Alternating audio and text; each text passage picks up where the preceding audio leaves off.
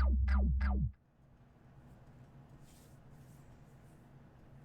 right, all right. Hello, everybody. Can everybody hear me? Can everybody hear me all right? It's currently in the chat.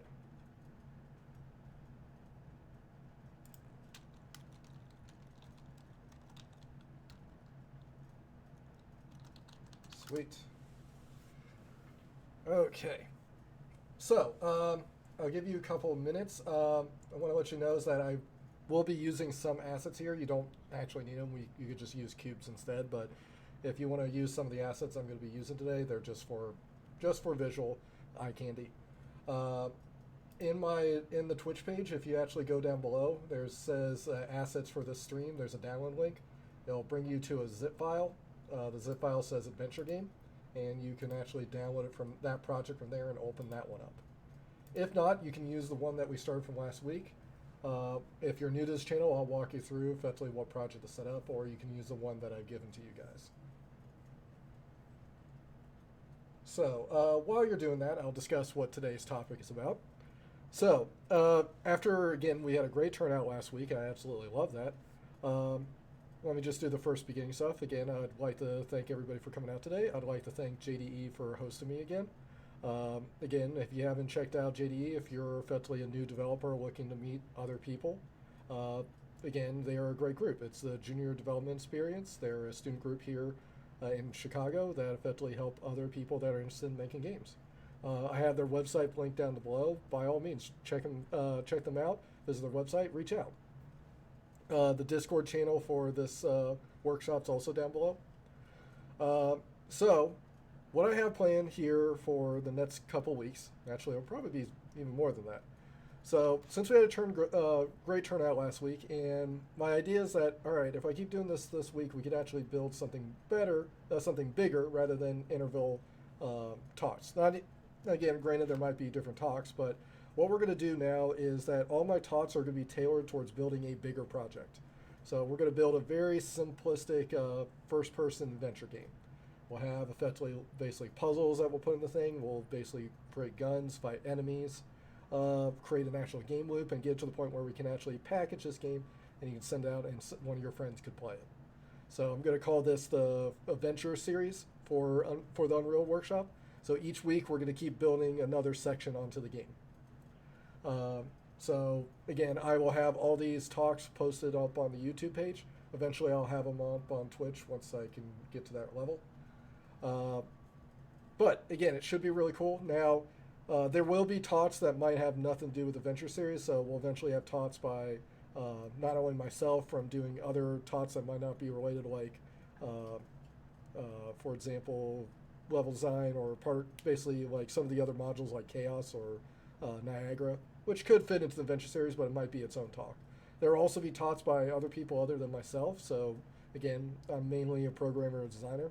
I have some artists that will eventually, and some other level designers that will do talks that will do much better expertise than I would. So again, keep an eye out for it. The Discord and JDE will keep those posted when those chats are happening, when those talks are happening, but it should be pretty cool. There will be a Blender talk. I will probably not be doing the Blender talk, but I will be doing a Houdini talk at one point. So if you're interested in learning Houdini, I will be doing that talk at one point. Again, it will be limited because, again, you actually have to have the full version to bring it on Unreal, but learning just Houdini in general, I will be doing a Houdini talk, which will be pretty cool. Other stuff than that, again, just keep an eye out. So I plan on doing these talks every Friday now. Every Friday from 4 to 6, everybody's welcome to join. It should be pretty cool. It should be a lot of fun. Hey, hello, Peter Ross. I think that's Paul. Hey, how we doing, Paul? All right, so let's get started today. So today is about blueprints. Probably one of the most difficult talks that, one of the most difficult areas for new users to Unreal, because it can be a little overwhelming at first. But nice thing is that with a little practice, a little determination, it actually will start clicking, and once you kind of figure it out, it opens up a lot of doors in this engine. So, what are blueprints? So I'm going to bring up some slides. So for those who are just joining, again, I have a set of assets that I got from the Epic Store, which again, let me put up on my So, there we go. So I'm using a free asset from the store, which is under this Epic Games content. It's the sci-fi one I'm using. Again, I've already installed into a project that you guys can use. I know it's actually under the permanent free collection. That's where I'm pretty sure it's under. Actually, I can look up in my library. Sci-fi.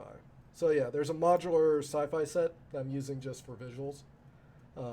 This is in the, again, the marketplace under the free, permanently free collection. I'm going to use this just for visuals today. But if you want, you can also, again, in my chat below, there's a download link here. If you actually go to the download link, they'll bring you to a zip file. If you download that zip file, extract it, and then open it, you can work from that project. So this will have it in there. Now, it's not required today because, again, what we're going to be doing today will be minimal. But for future talks, I will always keep a list of all where the current assets that I'm using for that day. So, again, I'll always keep it in one of my panels here where you can get it from. Now, while you're downloading that, I'm going to talk about blueprints.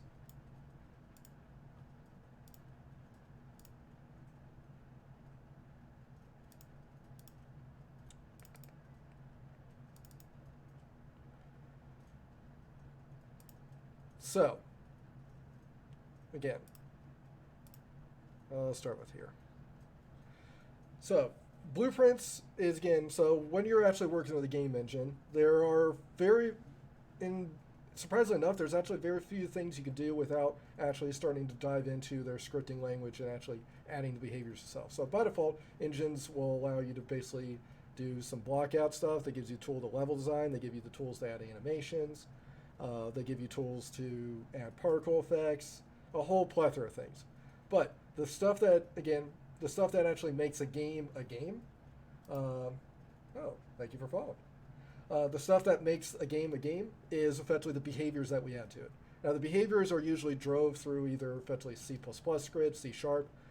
In this case, these are called blueprints. Blueprints are behaviors. It's behaviors that were added in the game. Because if you actually look at the game engine when you first put it in a way, it doesn't actually know it's a game. All its job is to manage game objects. We are adding behaviors to make it feel like game. That's where we come in. Now, the blueprints in this case is a visual scripting language. So it's actually hiding C++, again, a common programming language, and hiding it and giving you a nice visual look to it through blueprints. So it's actually really, really helpful for new users and new programmers because they take away some of the complexity of C++ and give you a nice test bed to work in. Now, the whole idea is that blueprints are node-based systems. The idea is that you're effectively you're basically doing a string of commands. I want some object to do this, followed by this, followed by this, followed by this. And that's what we're going to be doing. Now, today we're going to go over all the different pieces here. Now, I'm not going to cover all these slides here in this talk because, again, we're in a workshop. We want to actually play in the engine. But all these slides are up on the download page that I linked to you guys. So you can definitely go through it. I will go through some of these, and again, most likely I'll be talking while we're working the engine. But again, I'll probably jumping back and forth between these slides. Ooh, thank you. Another follower. I like that sound. All right. So back to what we were looking at last week. This is a first-person project. Again, if you're not downloading and wanted to create the project yourself, what you're going to do is go to your version of Unreal, launch it, and then you're going to pick the first-person shooter template, and that's what we're using. Once you open it, you should get a room that looks like this. Now, in the world of Unreal, there's actually several different types of blueprints. Again, so just like anything else, get my little drawing board.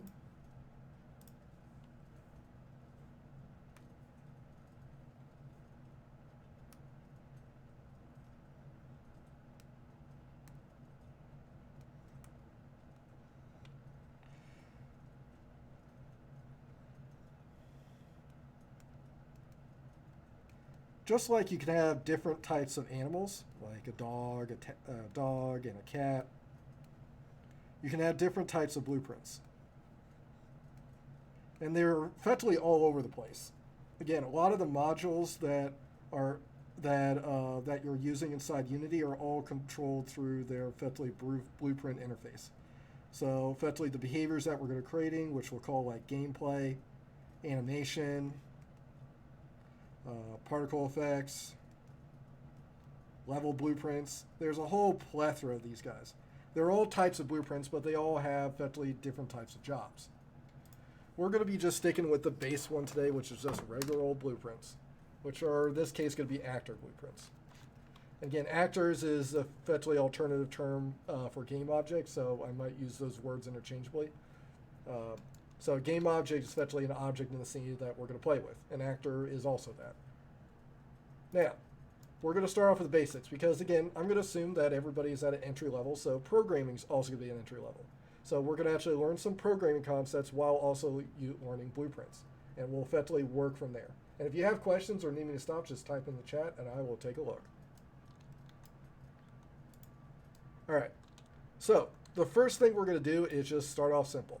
We are going to create a new behavior. The new behavior we're going to create is that we're going to create a cube that moves. That's all. We're just going to get a cube that moves. Now, what I want you to do is that in your effectively main project folder, in the content, we're going to make a new asset. Well, first thing I'm going to do is I'm going to make a new folder. This is already in there if you download it. Otherwise, just right-click Content, say New Folder, and make a new folder called Blueprints. Once you go in there, we're going to make a new blueprint. So if you right-click in this open area, right to the right of this content browser, we're going to look at here, and there's one called Blueprint Class. We're going to create a new blueprint. If you select that, you'll get a list of options. There's a whole bunch of them. Now, the type, again, these are more types of blueprints here, and this one's kind of a hierarchy.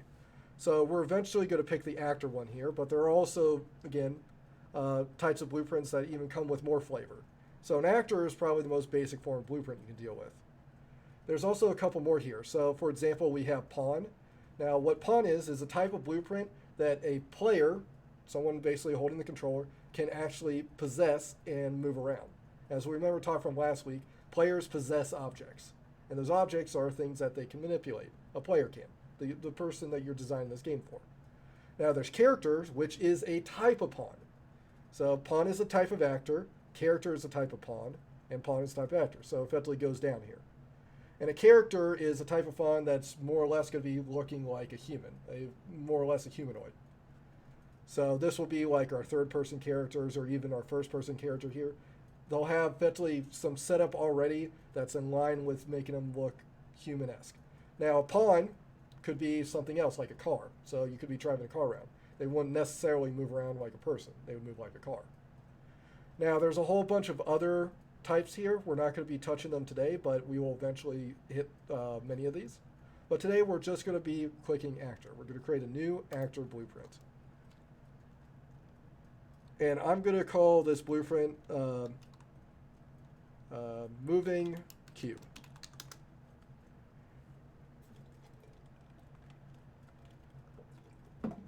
Now, if you remember from last week, what we're creating in here, these are assets inside our content folder. This is the hard data.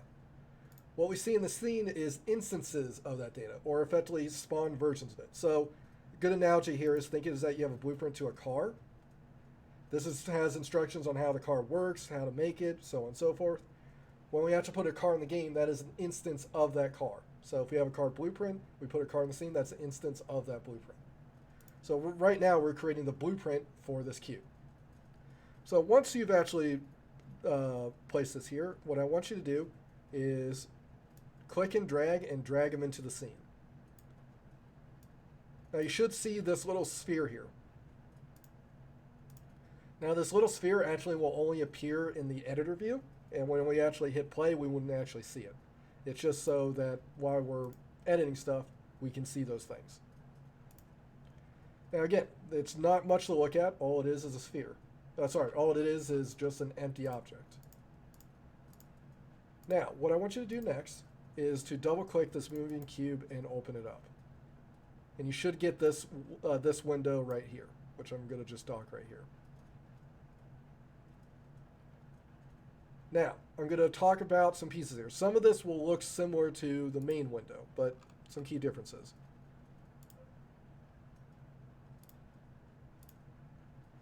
So, the basic layout of the blueprints looks as follows. There's basically 5 different big areas.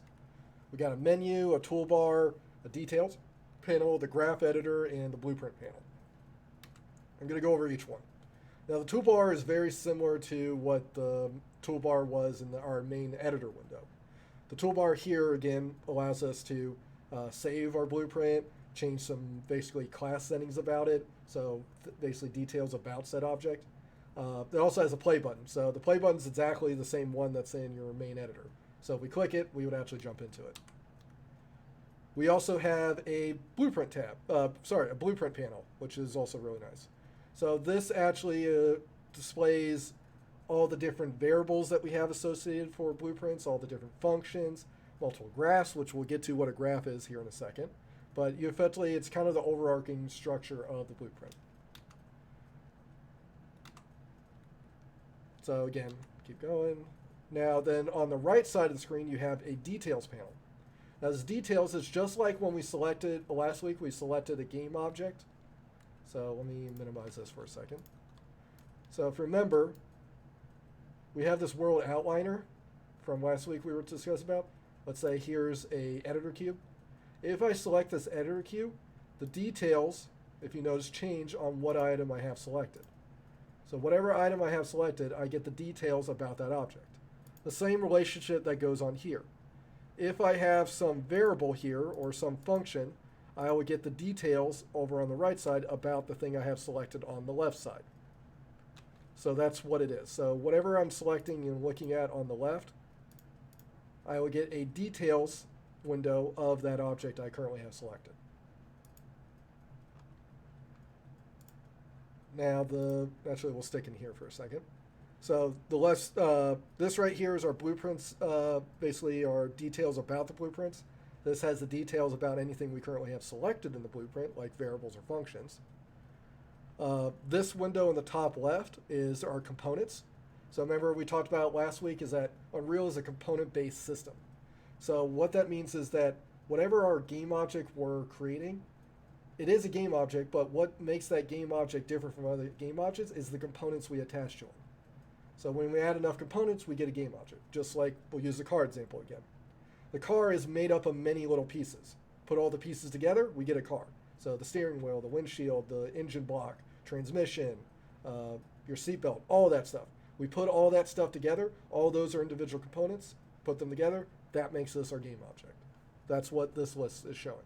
These are all the components that's associated with this actor, this game object. Now, in the center, we effectively have our editor windows, plural. We have a couple here. Now, the construction we're not going to deal with for a bit, but we have the viewport. This gives us a visual representation of what this object's going to look like. So, for example, the first thing that we're going to do while with the viewport, I want you to go with the Add Component. And there's a little drop down. I want you to click the drop down. And I want you to look for cube, because this is a moving cube, so we might as well make this look like a cube. So from the drop down, select cube. And you should have a cube that appears in the scene.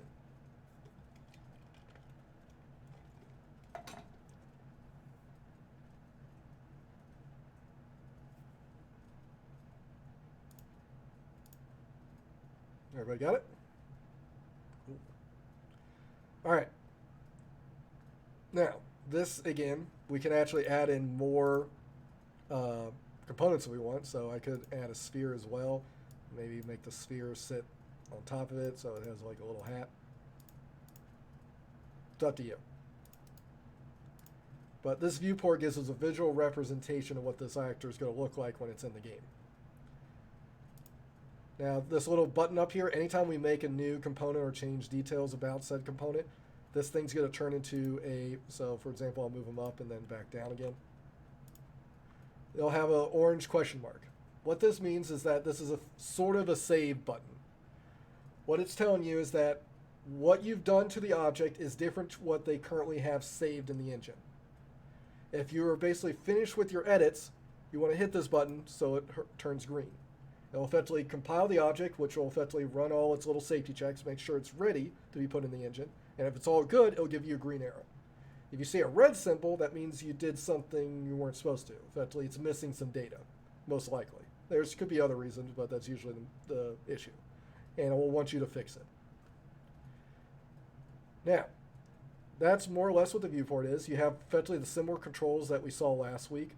Effectively, the snapping tool for position, snapping for angle, snapping for scale, camera speed. More or less the same setup. Now, the place that we're going to be working the most, and again, for foreseeable future, is the event graph, which is this window. So this is the one that you definitely want to get used to.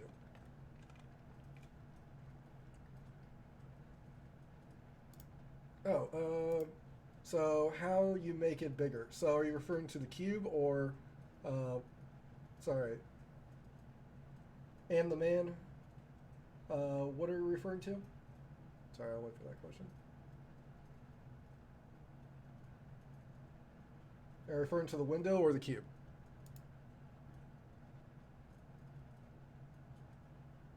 All right, I will come back to that when I see the question pop up.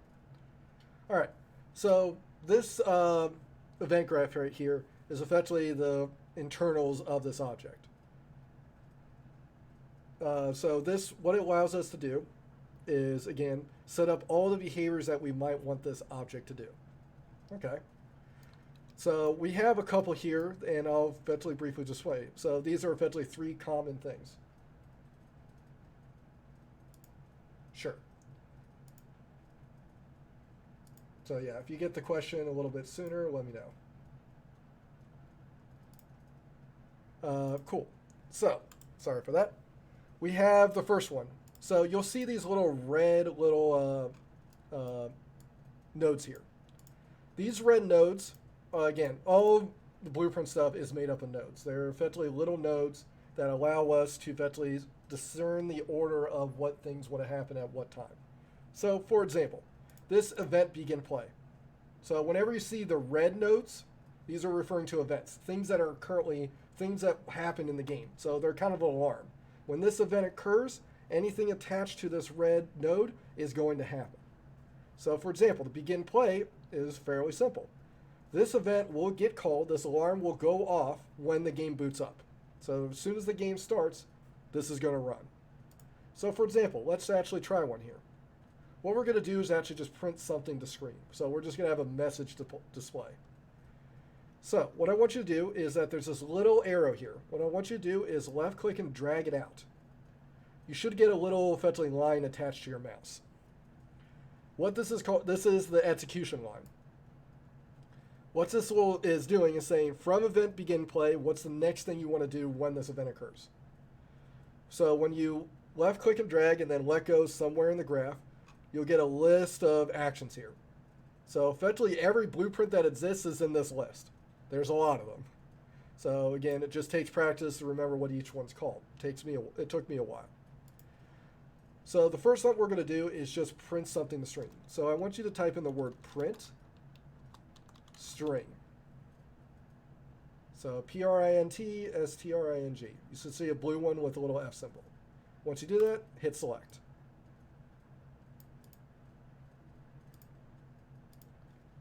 Now, this is an event node. This is a function node. So these are effectively functions. So this is that when begin play is called, this thing's going to do something. In this case, what this thing does is prints a string to the screen. In this case, what we're going to do is say hello, and then put your name. So you make sure that it's know that this is exactly where it's coming from. So I'm going to say hello, Will. Now, once you have that done, I would like you to make sure we have that orange button. So every time that we're going to leave this window, just double check. We want to hit this button so we get a green check mark. So we're good to go. Once that is done, I want you to go back to the main menu.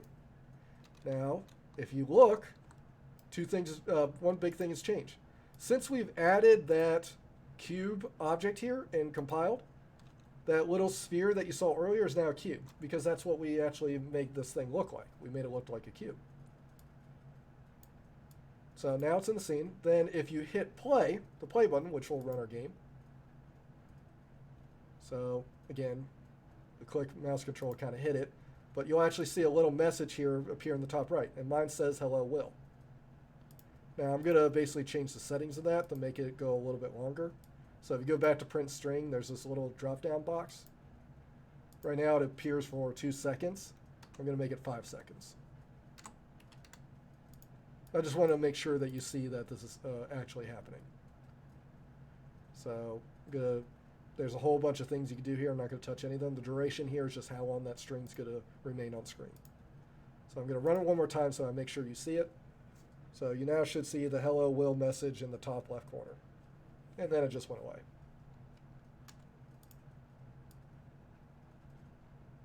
All right, I hope that makes sense. So the idea here is that we drag off, and then we're going to connect functions together to create a behavior.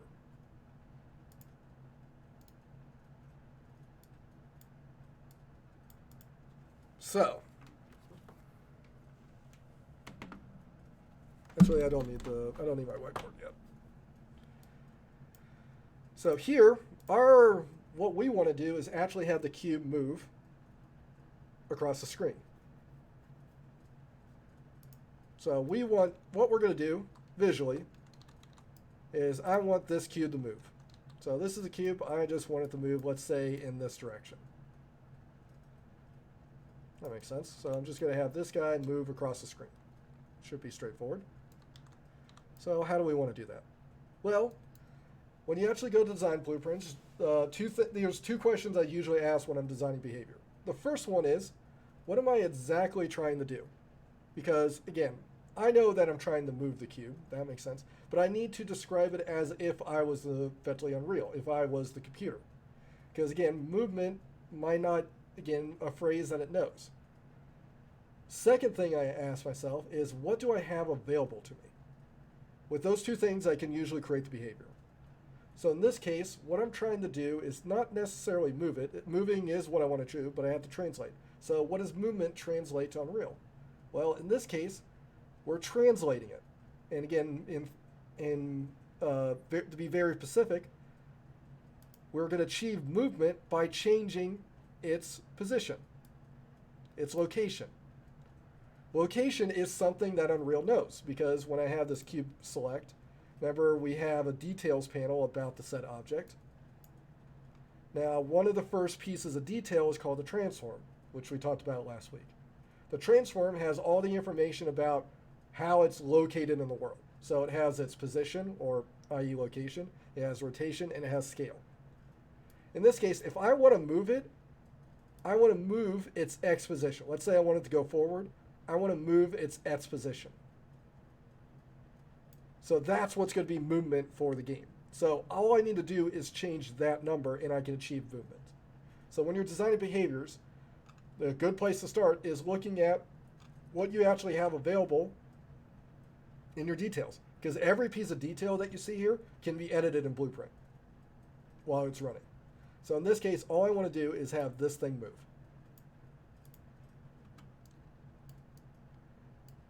Now, I wanted to get it to move. Move as the game is running. Now, I have 2 places it can start. Now, this one we'll come back to. This is effectively detecting collision, so we're not going to worry about that right now. These are the 2 big ones. We have begin play, which what begin play does, it runs when the game first boots up.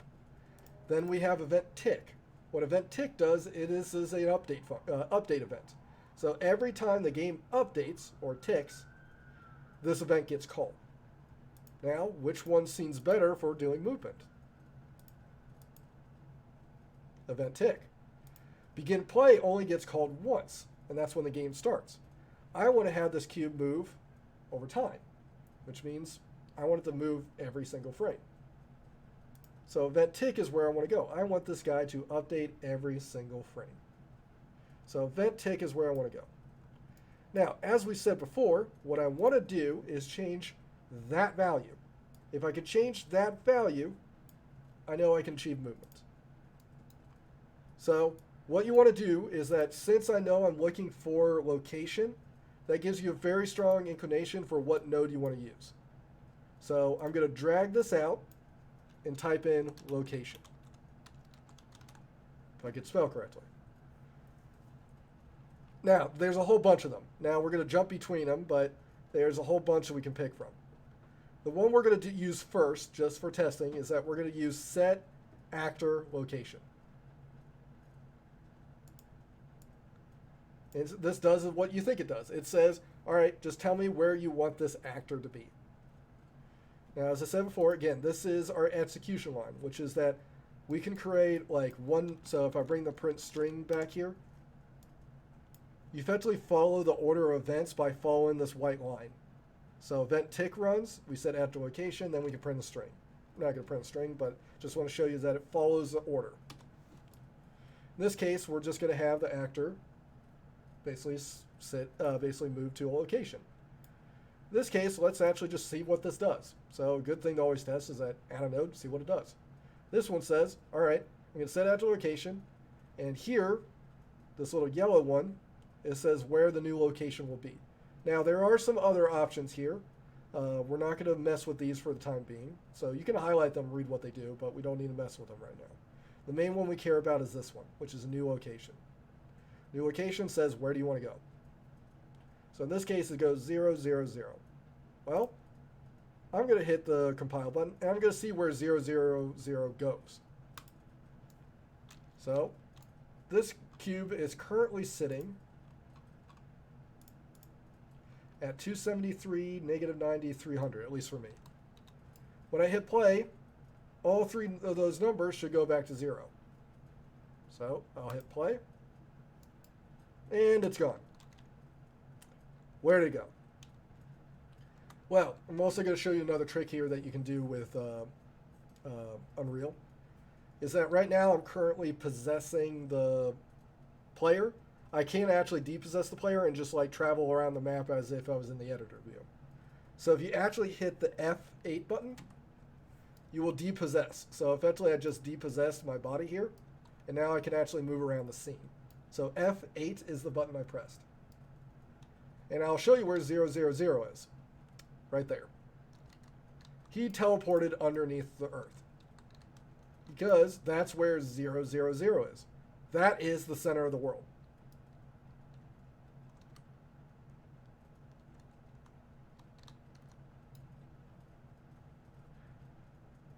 All right. I hope that makes sense. If you got any questions, please post in the chat, and I'll answer them as quickly as I can.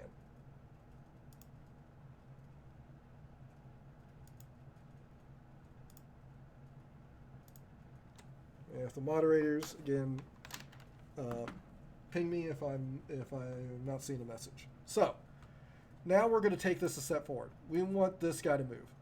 Now, just like anything else, I don't like to arm wave anything, so we're going to use a very simple function that do this, but I want to teach you why I'm using this and what it actually does.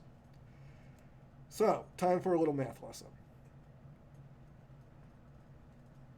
So, most engines that I know of all work in a coordinate space. So what does that mean? Well, in short, every object that we have has a position. Well, how do we actually convey what a position is? Well, in a coordinate system, it's very simple. Let's say I have this 2D graph here. And this is our cube right now. Pretend that's our cube. Our cube exists at point 1, 1. So this is 1, this is 2, this is 3, 1, 2, 3. So this cube exists at 1, 1. Now the question that you should ask yourself is, what does 1, 1 mean? Well, 1, 1 means is that this guy is 1 unit from the right, 1 unit up, away from the origin. So every position that we give an object is all provided that there is a center of the world.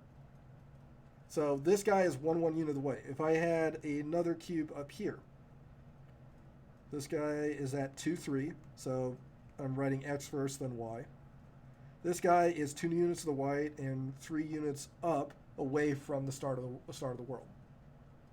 So I just want to make this very clear is that that's what these points mean, which again, most people here probably know. Now, why I bring it up is how movement works in Unreal, or in this case, it's more specifically translation. What we want to do is translate a object. What a translated object means is I'm going to move an object to another location. That's all it means. At one point, the cube is at one location, and another point, the cube is at a different location. So 3, 1. So let's say at frame 1, he's at 1, 1, and then frame 2, he's at 3, 1. So the cube would have moved from here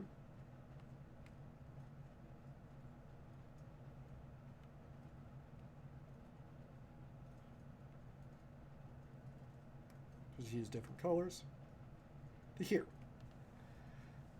Now again, there is actually a term for this, is that if I'm here and I move to here, the movement that I did is described by this little arrow that you see here. That little arrow is the movement I did. I moved to the right. That's what it looks like. Now, what that movement is called a vector. So it's one of the big concepts as when you're becoming a game developer you'll need to learn, is that all movement in all the engines that I know is based off of vector movement, which is that if I have a object at one point, 1, 1, I move him to another point, how I describe that movement is a vector. And again, mathematically, this is how it follows. If this cube's at position 1, 1, so at 1, 1, if I move this cube to the right, which if you look, I move this cube 2 units to the right. And how I phrase that is that I basically am adding a vector called 2, 0. Ooh.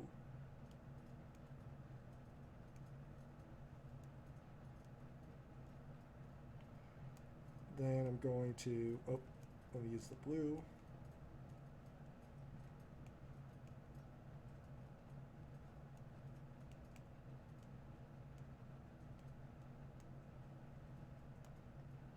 So as you see,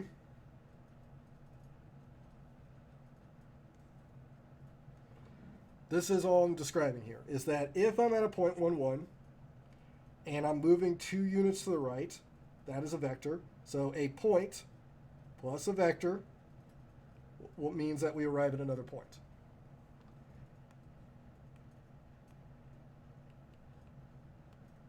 So this is probably the most important formula I teach to new students.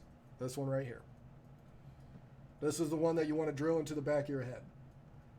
All it means is that if I'm at a point and I add a vector, which is just that blue line, I'm adding a line to it, that point is going to get moved to the other basically side of that vector.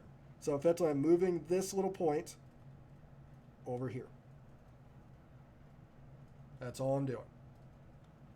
That's how movement works in most game engines. I have a point, I add a vector to it, which will move that point to another point.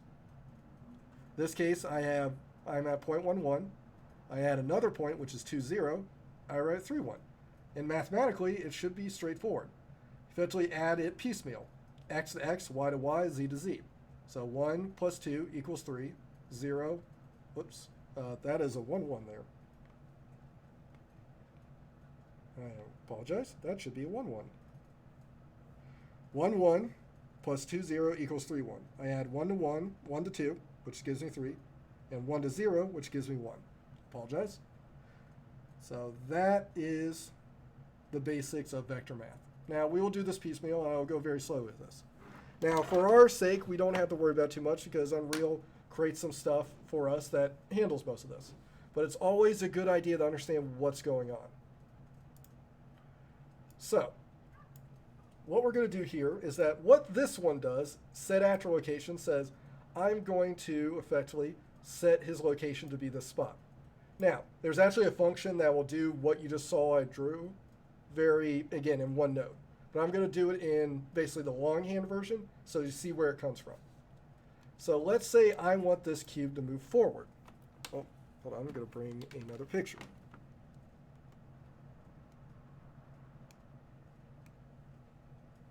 Well, here's what I want to do. We have our cube. And let's say our cube starts off at 1, 0. And I want the cube to move in this direction. Well, if every frame I take that cube, I take its position, and add 1, 0 to it, effectively a vector to the right, because this is, I'm considering x as right. Well, in this case, right. X will be right in this drawing, and y is up. So I'm not moving them up, I'm just moving to the right. So if I'm at 1, 0, and I add a direction 1, 0 to it, after one frame, he will arrive at 2, 0. Because I'm effectively adding this to this. Now if I let it go for another frame,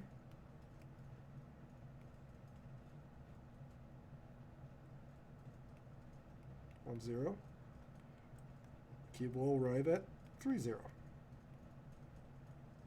And if I keep doing this, the cube is going to keep moving to the right forevermore. Thank you.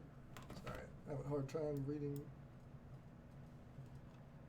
Caustic photon. Thank you for following. So, all this guy is doing is that we're just moving that little number. So, how do we do this? Well, how's it going to work is that we're going to take wherever his current position is and add a 1 to his x position. We do that, the cube will move forward. So what I'm going to do is actually, before I actually set the actor's location, I'm going to get the actor's location. So a common terminology in programming land is that you have set functions, you have get function. Set functions means you're going to change some information. Get functions means I'm getting information. So if you see a set actor location, there's a get actor location, and vice versa. Where most sets, there's a get.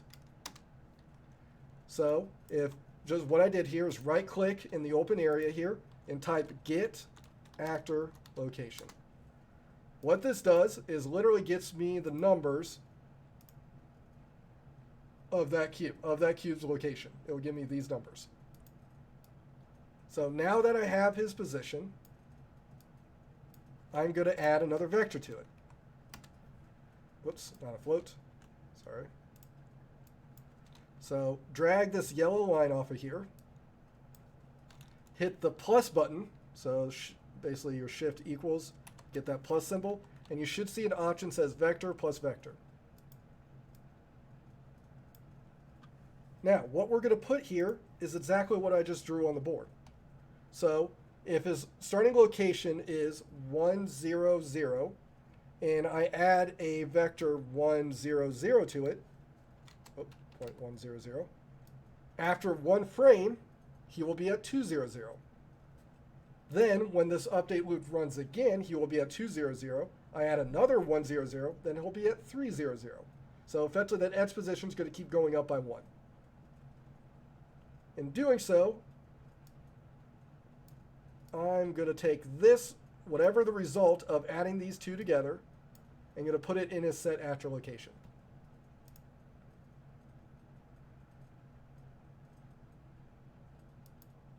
Going to hit the compile button, hit play, and now he's moving.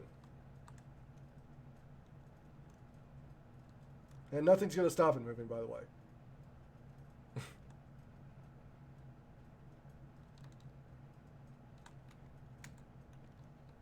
All right, so the cube is moving.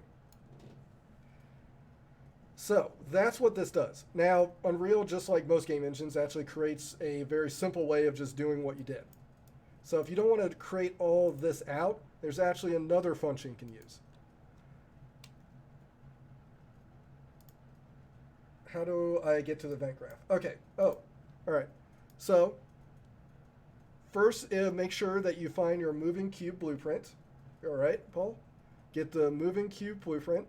Double click it. It should bring up the moving cube window, which is here. Now, you'll see effectively some tabs here in the center.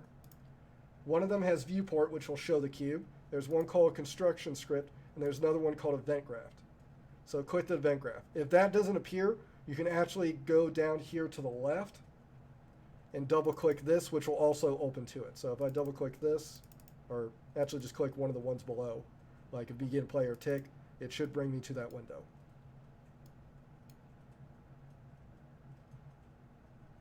Awesome. Now, as you see here, this is a couple steps, but again, just like most programmers, they actually usually wrap functions that do more or less this. So if you actually right-click in this open area, there's another actor location. So actor location. There's one called add actor offset. So bring that one out.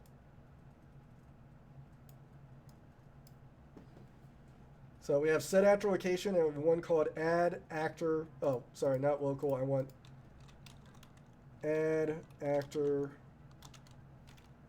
world. I'm sorry. I'm going to just type in location first. I want location. I'm looking for add actor world offset. So there's two of them. There's a local and a world. Look for add actor world offset. We're not going to deal with local. We'll come back to what local is later. But we want world offset because we're dealing in the world. So find the add actor world offset. Now, these two are more or less related. What we did here, this is this node. Basically, this is all these three parts wrapped into one actual function. So what this one does is exactly what we just did in this step. It's all we have to do is just actually say 1.0 here. And this will effectively every single frame add 1 unit in the F's location, which is exactly what we just did here, but it's just neatly wrapped into one function. So if you want to try that out, start at the event tick, click and drag, and have it go to add actor world offset.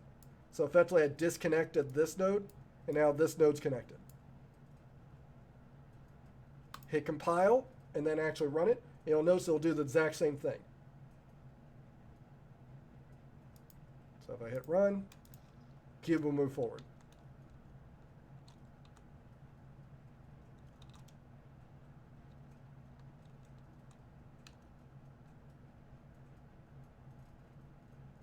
Oh, opinion on CryEngine? CryEngine's a great engine. Again, it's much better now. When I was first using it, it was a little difficult to handle. I had some weird, basically quirks here and there, but it's a good engine. I do like it. They've added a lot to it. Eventually, I'll do some talk about CryEngine. I can also do one about GameMaker as well. It's a good engine. There's also Godot, which I actually haven't used, or Godot, I forget what's the pronunciation. I haven't used that much. I've only played out with a little. Lumberyard I've also have limited on. I have enough to get around, but I haven't made anything significant in Lumberyard. But CryEngine's a good engine. So, all right, event tick.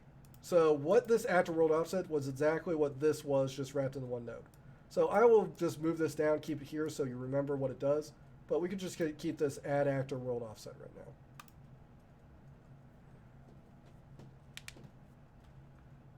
So this is kind of the basic nature of basically how you effectively make little behaviors here. Now, let's say we want to take it a step further. So our goal here for the next set of series is that we're going to create more or less the basics of a game. Now, today we're just doing basic blueprint behaviors. So the first one we did right now was just basic movement. So this is more or less how you can actually get basic objects to move. You have, again, you have add actor world offset. You could also take it a step further. Let's say we actually want to add his rotation while he's moving. So everything, as I discussed earlier, all these variables you see in the details can all be manipulated in the blueprint. So I can go to here and say, if there's one for location, there's probably one for rotation. I'll try add actor world rotation. So I can connect this, so not only is he going to move every frame, but I couldn't make him spin. So I could say rotate by 1, again, more or less think this as degrees, 1 degree every single frame. And then I will hit compile. I will hit run. So now it's spinning as it's moving forward.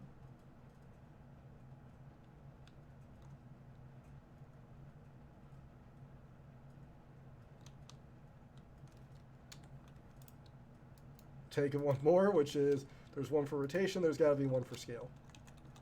Actor. Oh. What's scale? Scale called something else. Or do we have to actually manipulate that by the transform? Oh, it might be a different setup for scale. Oh, there's actually no add actor scale. There's only a set actor relative scale. So, again, with doing something similar to what we did here, we can also get the scale. So, effectively, it would look similar to this. You would get, instead of getting the lattice location, get the scale, add 1 unit. Actually, we'll do it just for fun. Why not? Set actor, there's scale. Scale, I think I saw it. So set actor scale 3D. So let's try that one. So this says, all right, I'm going to set a scale. And I'm going to get his actor scale. I'll add 1 to it. Add a vector. So effectively I'm getting the scale. I'm going to add 1 in the X direction, so he's just going to get bigger in the X direction every single frame. So it's going to look weird when we're done, but it's fun to make some weird stuff. And then I'll say this. So he will move every frame. He's going to rotate in the X direction. He's also going to increase in the X direction. Run all of this. This should look strange. Yep. The size of this guy is increasing incredibly fast. So why don't I just slow that down a bit? So I'll use a smaller number. Which again, later on we actually want to use delta seconds, but I'll just make a much smaller number. So let's say I will do in the Y direction, increase it by 0.001. So 0.001. Try that one.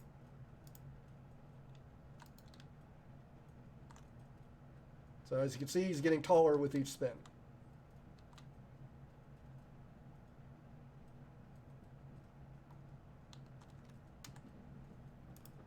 So this first part was just to show you that, again, any part of those details that you can get, you can manipulate those details. Yeah, it does look pretty cool. So actually, let's try 0.01 instead of 3 zeros. Let's try 2. See how big it gets quickly. That could be a cool puzzle to deal with at some point. So the game that we're going to make together is effectively a 3D puzzle. So we want to create some puzzle effects. Can still see it going off in the distance. All right, so we can let this cube be for right now. We can let it go spinning on the scene. I don't care. So now we're going to create some basic stuff. So our goal is to create like a first-person adventure game, like similar to Portal. So we might something like that. So we're going to build all the pieces there. But today's topic is about blueprints and learning some basic interactions.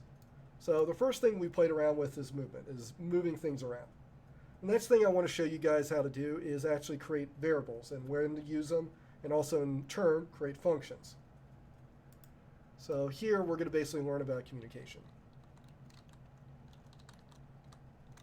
Actually, you know what we'll do first? Let's actually make a little platform. This should be fun. Why don't we actually make a little moving platform that moves up and down that allows us to climb on top of this room. And we can make it as similar to how we did this cube. All right, so let's create a new blueprint. So we'll leave a spinning monster cube alone. We will actually create a new cube. Let's create a new cube that is called moving platform. So what I want you to do is in the blueprint section, let's go to blueprint. Let's add a new actor class. And we will call this moving platform. So this is a platform that we're going to create right here that's going to go up and down that will allow us to step on top of this object. Because I currently can't jump that high, but I'd like to get up there. So once you've created that, we have a new platform blueprint. I want you to double click and open it up. So we're going to leave moving cube alone. We're now going to work on moving platform. Now, the first thing I want to do is actually make it look more like a platform that a player could step on. So let's add a new component. And again, if you guys have any questions, just pop them up. I'll go through them. Now, there's an option for a plane, but I'm not going to use a plane here. I'm going to use a cube because I want some thickness to it. So I'm going to add another cube here. So it's going to look similar setup to the other one, but we're going to change a couple things. Now, what I want you to do for that cube is that you can actually rename what these little components are. So effectively, you double click this. Come on. All right. Oh, there we go. If you double click this, you should be able to change the name, or you can change the name on the right side where the variable name is. I'm going to call this platform because this is going to be my platform. Now, the next thing I want to do is actually make it look more or less like a platform. So I'm going to go to my scale button, which would be R, and then shrink them down. Oh, it's all right. And then let's stretch them in the right and stretch them in the sides. We can always change it while we're in the level, but make it look more or less like a platform the player can step on.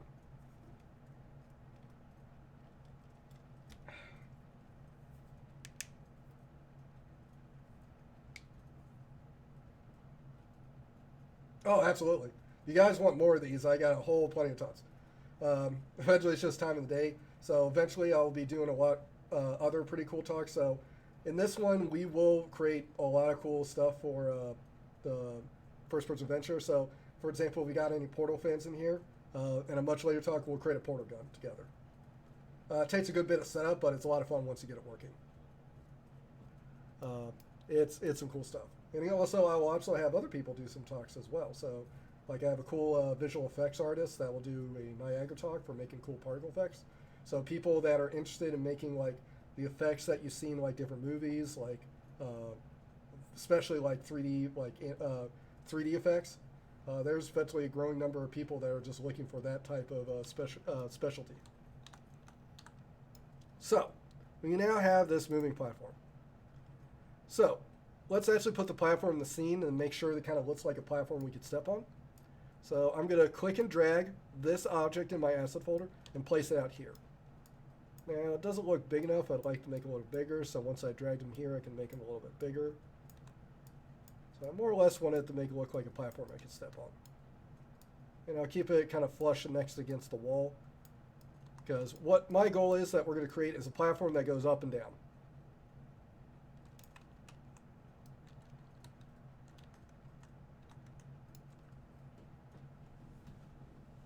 All right, give you a couple seconds and put the platform in the scene somewhere that our players could step on and then go up in the air. Oh, good question. Are blueprints prefabs? So for those who are familiar with Unity or not familiar with Unity, a prefab is effectively a kind of a, it is effectively, I use the same term, so it is effectively a blueprint. So in some ways, yeah, blueprints are effectively kind of the prefabs. So the blueprints in Unreal, effectively, it has even more behavior. So where prefab is just saves what a game object is with all the components that attach to it, the blueprints here take it a step further. Not only can you save together, you can basically jump into it and then add all the pieces. And one of the biggest differences between like Unity and Unreal is that Unity, the behavior is actually its own script, which we can attach to any objects.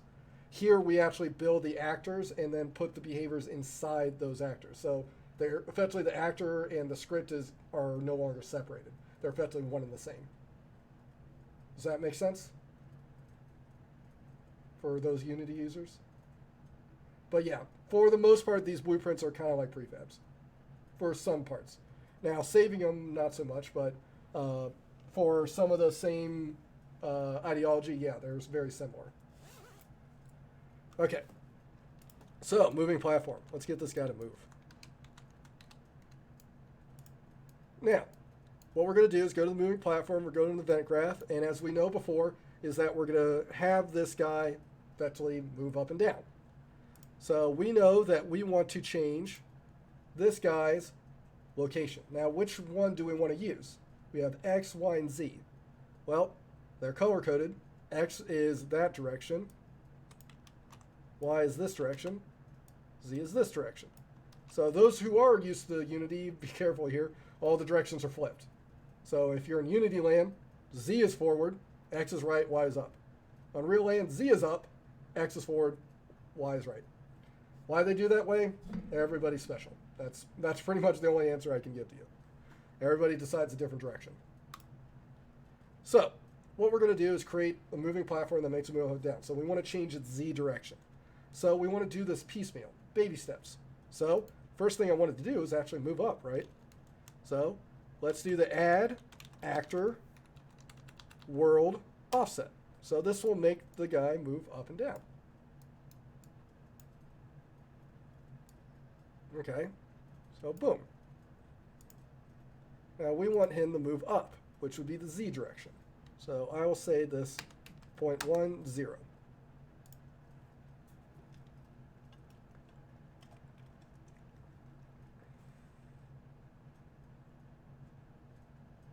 All right. Now if I hit this play, the platform moves up. And if I can get to it quick enough, nope. You know what, I'm just going to move the player over.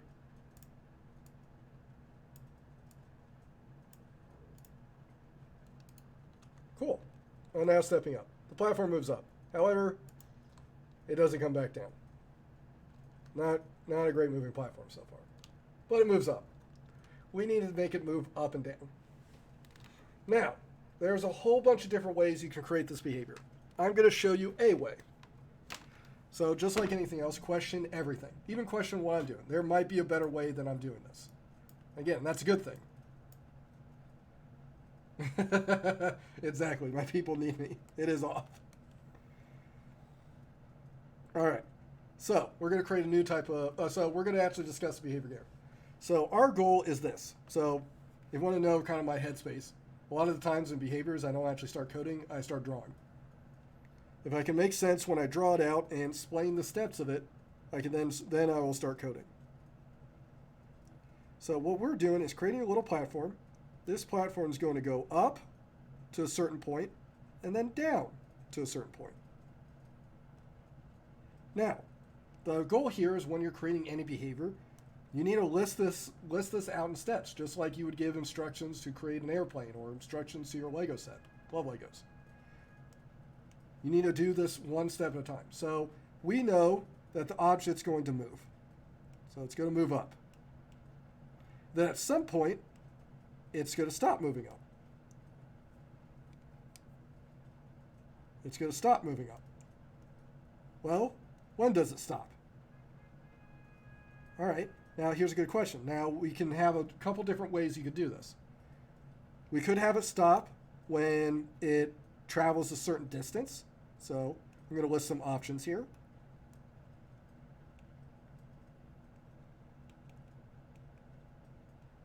So as soon as this guy, let's say, arbitrarily travels 10 units, it will stop. We could do it based off time. So move up for a certain amount of time. Now the last one is reaches a certain point. Now, all these ways are perfectly valid. So I could check for distance, I could check for time, I could reach the point. You know what? And we're going to actually do each one of these, and we'll see which one we like. This should be just 1, that will be 2, that will be 3. So we can do it based off distance, based off time, and effectively when it reaches a point. When I mean reaches a point, effectively if this guy reaches towards, let's say, an arbitrary location, where they're effectively within a certain distance of each other, boom, we can stop.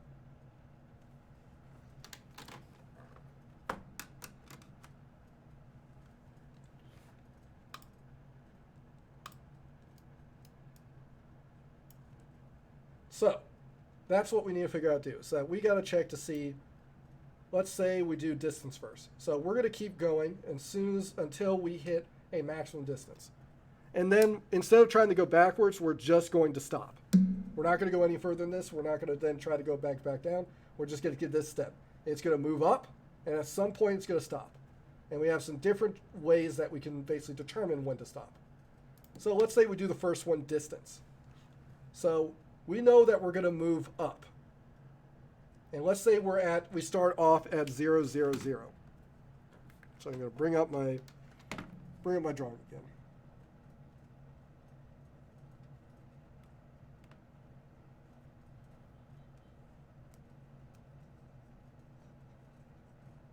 So we want to monitor when we're moving up. So we know that our little function here is going to keep moving up 1 unit per frame. So 1 unit, 1 unit, 1 unit.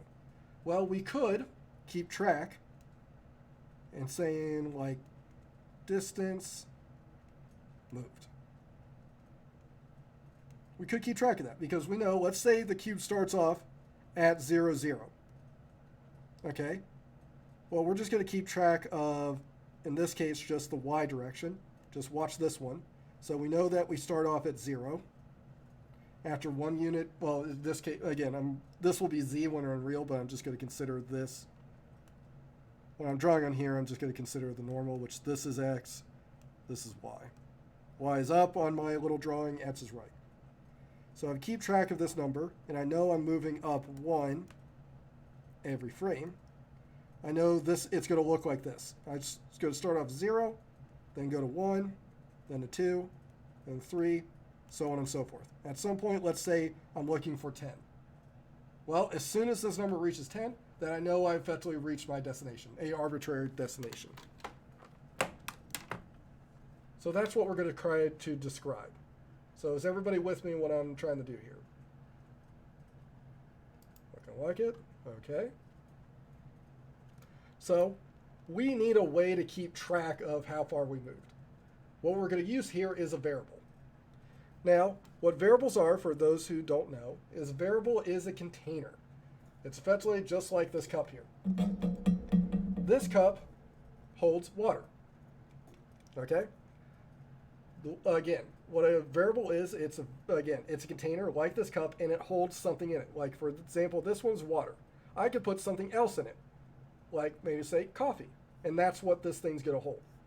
So the variable itself holds something, and that's all we need to think about for right now. The variable is going to hold something. So we're going to create a variable that holds a certain type of something. So in terms of effectively my cup example, I'm not going to put my food in my cup. I'm going to put my food on the plate. So I want to put only liquids in the cup. So I need to express what type of variable I want to use. In this case, we're going to keep a float. So what I want you to do is go to variables here, hit this plus button, and you're going to get an option for new variable. And we're going to create a variable called distance travel. This is going to be a number that keeps track of how far we've moved. Now, once you have it, it should be red right now. So everything's color coordinated in Unreal. This red one signifies this is a Boolean. So a Boolean means that it's a type of variable that's either true or false. That's all it is. If you select this drop down here on the right, you'll see a whole bunch of options. Now the ones that might make sense to use is integer, but in this case we're going to use a float. So it's the green one, which I want you to select. Now the difference between an integer and float, those who don't know, float is a floating point number. So integers are, for example, the numbers -2, -1. It's the number range of positive and negative whole numbers. Floats are in that entire range and also includes every single decimal. So, for example, -2, -1.5, -1, 0.3, 0, 0.2, so on and so forth. So it's effectively not only including integers, but all the decimals in between. So integers do not have decimals. Floats have decimals. So that's all you need to remember. So this number is going to represent how far I've traveled. All right, well, I know that this actor is moving up 1 unit per frame. So after he moves, what I want you to do, after you've created this little variable, we're going to manipulate it. So I want you to click and drag it out into the little editor, and then let go. You'll have an option for set or get. Get means is that we want to get access to this information. Set means we want to set something, change this piece of information. In this case, we're going to change it. Well, it says, all right, what number do you want to change this to? Well, I'm going to change it to whatever, again, sorry, we have to add a little bit more. This thing is going to start off at 0, and then we're going to keep increasing it by 1, because that's how fast we're moving this guy. So what we're going to do is have the set, and then also bring this guy out here again. We're going to get, and then we're going to add to it. So let me just show this out, and then I'll explain exactly what we're doing. And then we'll click and drag there. So I'll put this up so you can follow along, but then I'll explain what's actually going on. So distance traveled, effectively it starts off at 0. We are going to add 1 to it, and then I'm going to store what that number is. So if you get this, so to explain what I just did here. So this is me getting distance traveled. This is me setting what distance travel is. So what that means in picture land. Actually, hold on. I'm just going to delete this side. So you still remember the picture. So I'm going to call this distance traveled. Distance traveled will start off at 0. What I'm doing is I'm going to take distance traveled, so whatever dt is, I'm going to add 1 to it, which will give me some number. And whatever that number is, I am then going to place it back into dt. So if dt is 0, this would be 0 plus 1, which would equal 1. And then I'm going to place this back in, so it's no longer 0, it is now 1.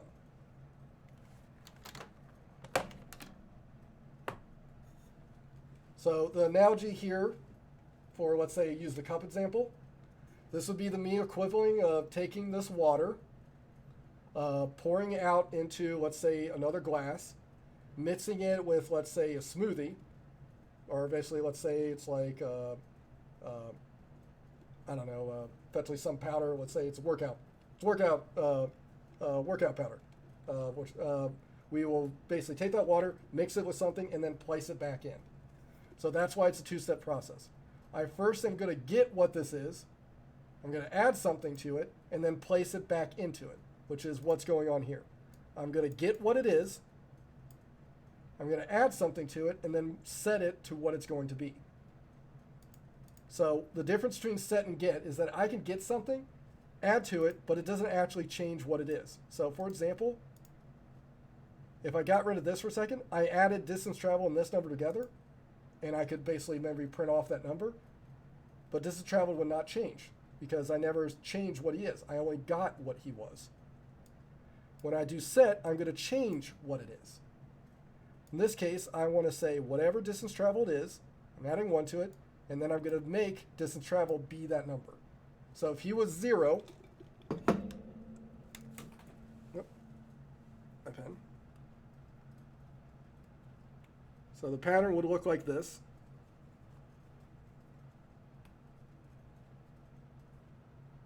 It was 0. I then take whatever this is, 0, add 1 to it, which gives me 1, and then place it back into here, which will give me 1. Then I do it again. 1 plus 1 equals 2, and then I place it back. So this was 0, this is now no longer 1, this is 2. Come back, 2 plus 1 is equal to 3, and then I place it back in. This is now 3. All right, so that's all we're doing. So we'll just keep tracking this guy.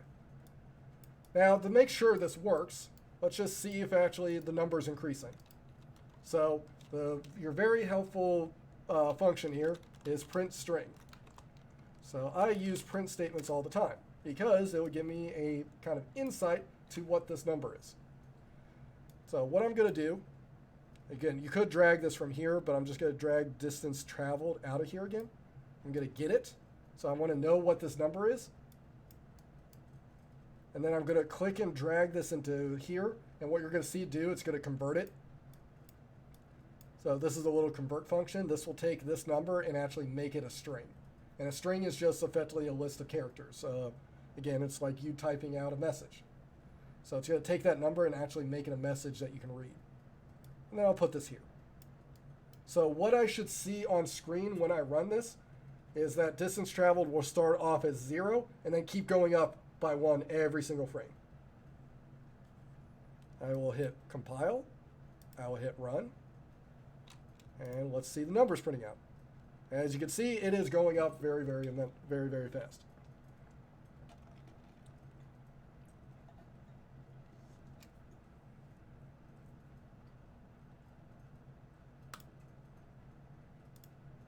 Does that make sense to everybody? So again, this case, it's, if you want to call this distance or time, it's kind of a similar thing here. But in this case, I'm traveling 1 unit every single frame. Now, just to make it so it stops, so we see this, but then I'm going to show you a more preferred way I like to do things. So distance traveled, he moves. Then what do we want to do? There's a couple ways we can do this. But here's what I'm going to do, is that as long as this distance traveled is less than some number, which we'll say like 500, I'm allowed to move up. As soon as it hits that point, you are no longer allowed to move.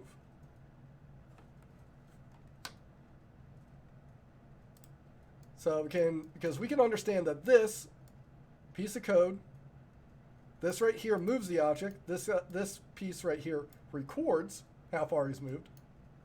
We can then use that to determine whether or not we want to move. So we're going to add something before we move the object. We're going to check to see if the distance traveled is bigger or less than a certain number.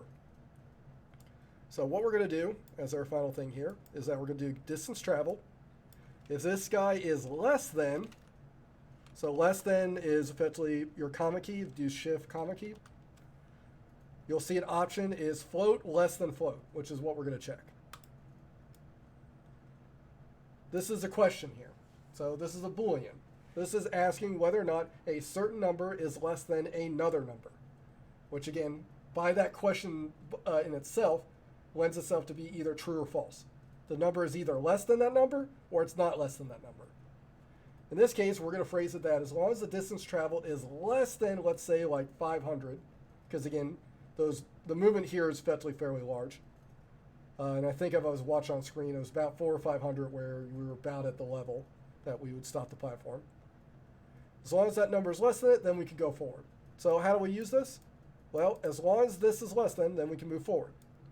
So I'm going to drag this out and type in the word branch.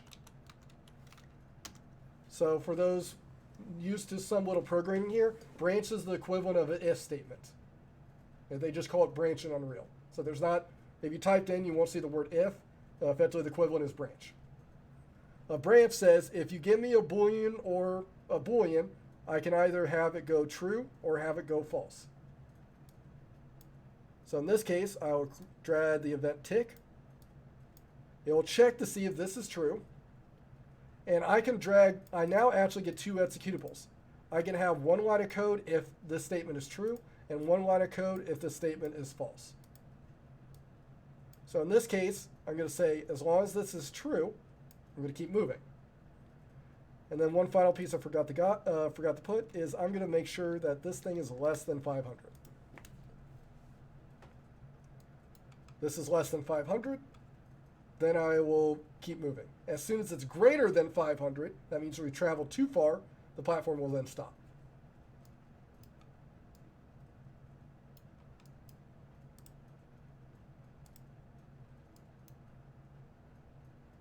I will then run it and see what happens. So he moves up. I'm going to wait till I see that 500. And I stopped.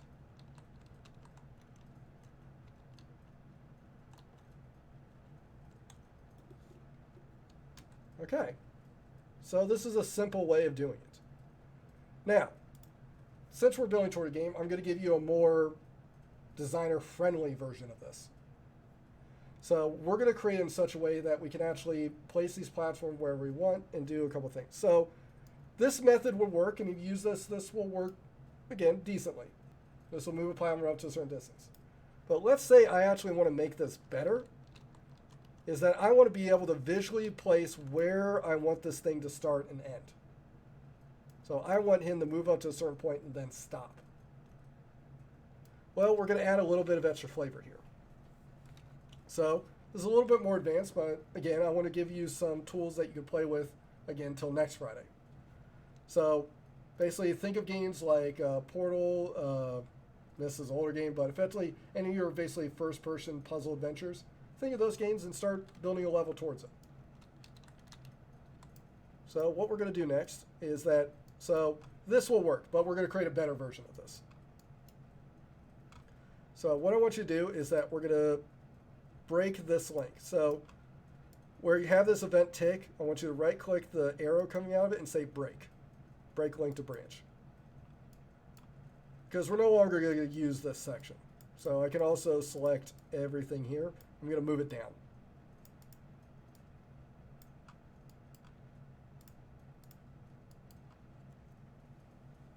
So what we're going to do instead is actually create it to be a little bit more robust, is that I have a little bit more control.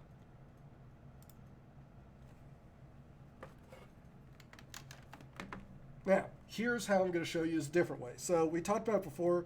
If you remember, I had 3 different ways you could do it. We could do it time, by distance, or if we've reached a certain location. We're going to do the last one because there's a clever way we can pull off the last one. So here's the way I'm going to show you how to do it. So we're going to imagine this platform here. What we're going to do is actually have an invisible object in the world. An invisible object that's going to represent where I want this thing to go. Because again, I might want the platform to move sideways, move at a diagonal. I want it to move wherever I want it to go.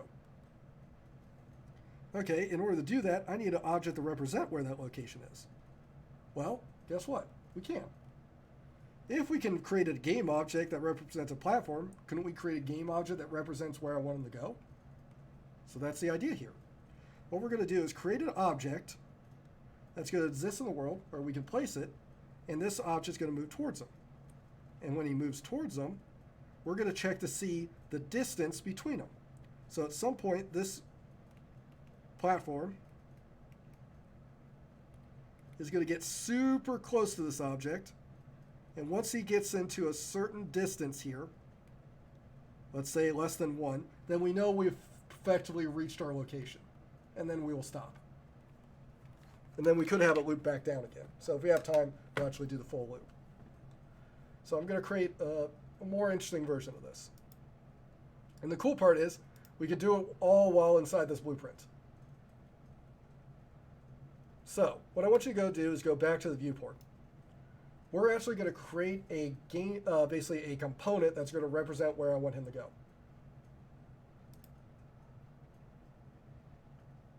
So what I want you to do is we will use a sphere in this case. Do I want a sphere, or let's say, actually we'll do a scene component. So what I want you to do is go to add component, look for one that says scene. And we'll drag this guy in. I just want to see, hold on, I'm going to see what it looks like in the, actually, no, I want to use, hold on, use one with a decal. Let's see if child actor has it.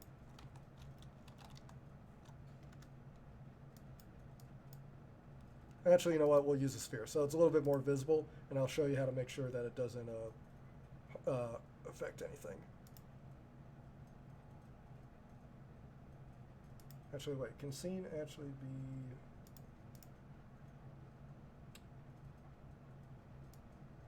Yeah. Actually, we'll do it this way. All right.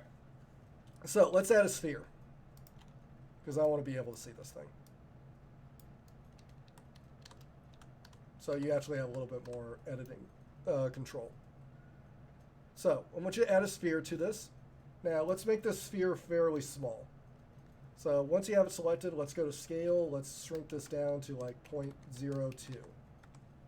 So it's a fairly small object in the scene.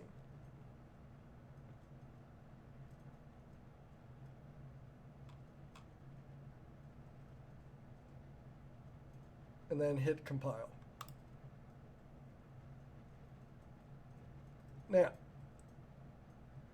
what we're going to do is that once you actually add that little sphere, put it somewhere above this platform, and then let's go to example map. We'll actually see this object now.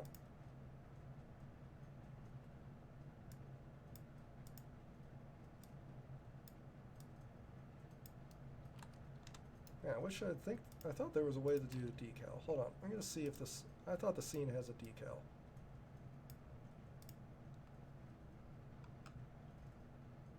Or am I just not having it show the decals?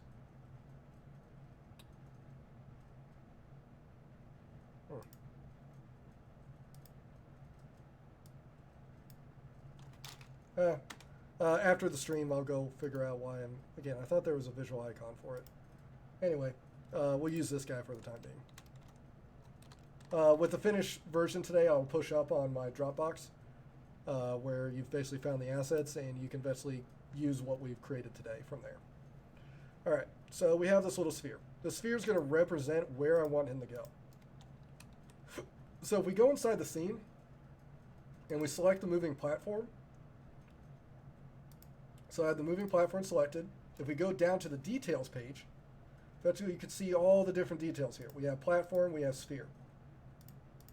If you actually select the components individually, you can move them around. So if you actually go to moving platform and select sphere, we can actually place exactly where I want this thing to go. So I'm going to place them more or less right here. So it's more or less kind of in line with this ledge I want them to go to. Then what I'm going to end up doing is having this guy move to him.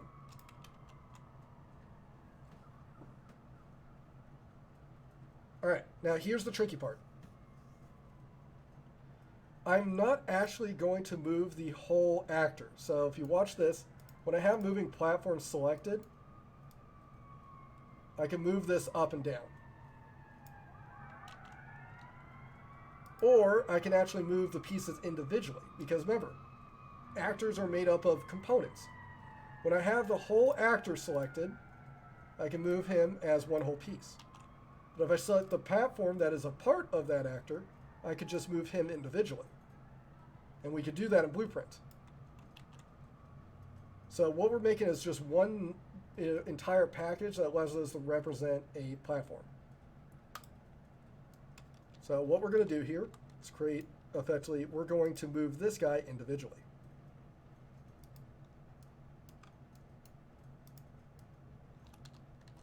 Okay, so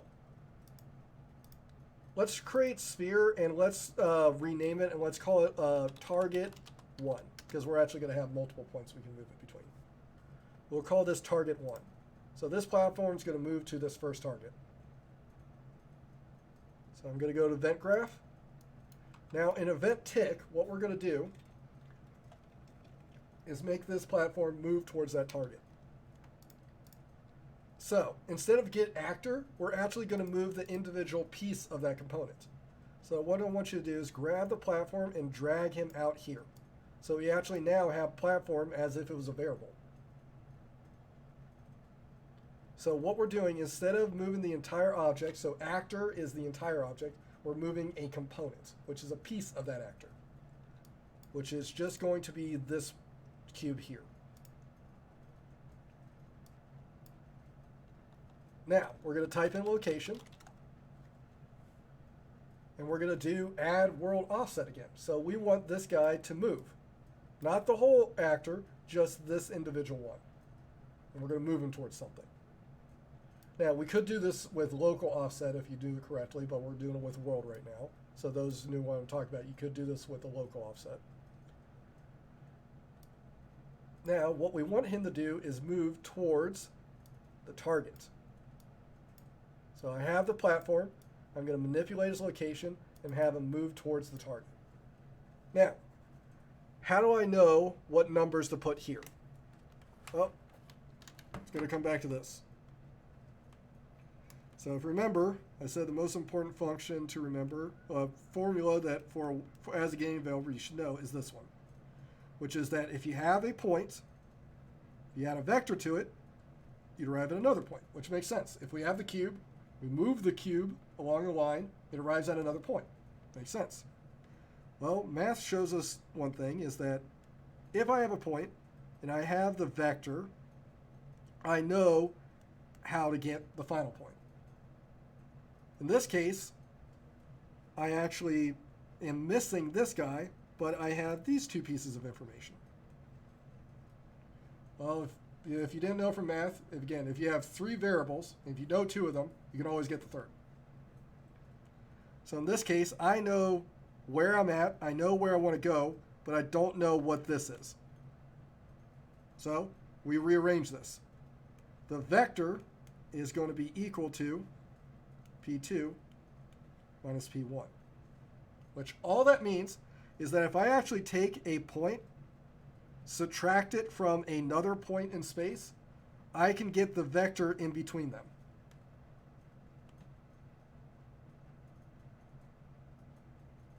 That's all this function means. If I have a position where I know, if I have 2 points, and I subtract what their positions are, so for example, if I have 2, 0, 0, and 1, 0, 0, which is 2 points in space, if I subtract them, the vector between them is 1, 0, 0, which makes sense. 1 plus 1 gives me 2. If I move this all back around again. So in short, that's what we're doing. So I need to get the position between these two. So I'm going to move this a little over. So I'm going to bring the platform out again. So I'm going to have these two. Now, it is important which direction you subtract these guys. So with this picture, one final note. With this arrow up here, depending on if you subtract one direction from the other, it can either point in this direction or point in this direction. Now, when you're dealing with movement, the way I remember this is that if you think of a bow and arrow, I take the point farther away and then subtract it from where I'm at, and the arrow will go in that direction. Do it the other way, the arrow is going to hit you in the head. So the direction I want to go is target. So I'm going to get his location. So get world location.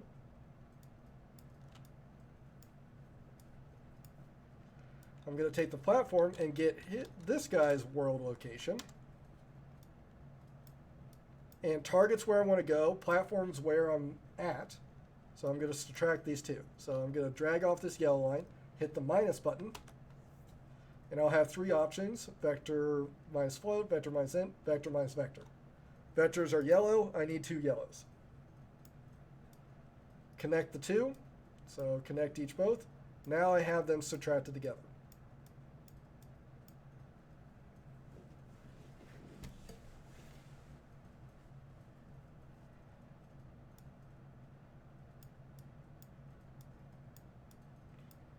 Now, we're going to do this even though it's not going to work correctly right off the bat, but we're very close.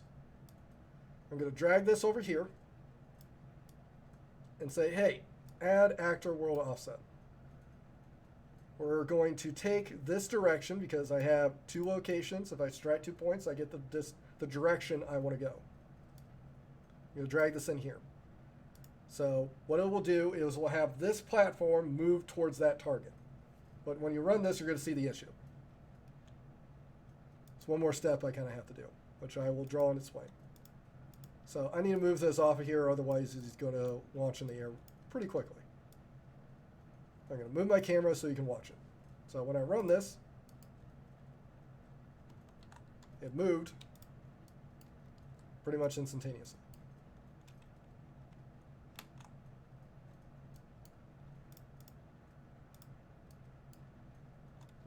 But I wanted to move slow. It moved pretty much instantaneously. What happened here is it did exactly what we told it to do.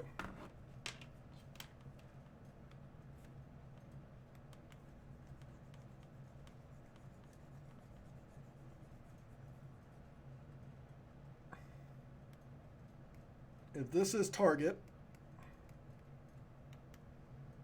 and this is the platform, when I subtracted the two, I got this line.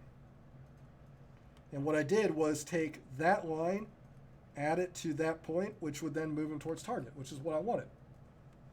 However, I moved there because the length of this line is exactly the entire distance. So he moved to the final location in one single frame. We want to make this happen a lot slower.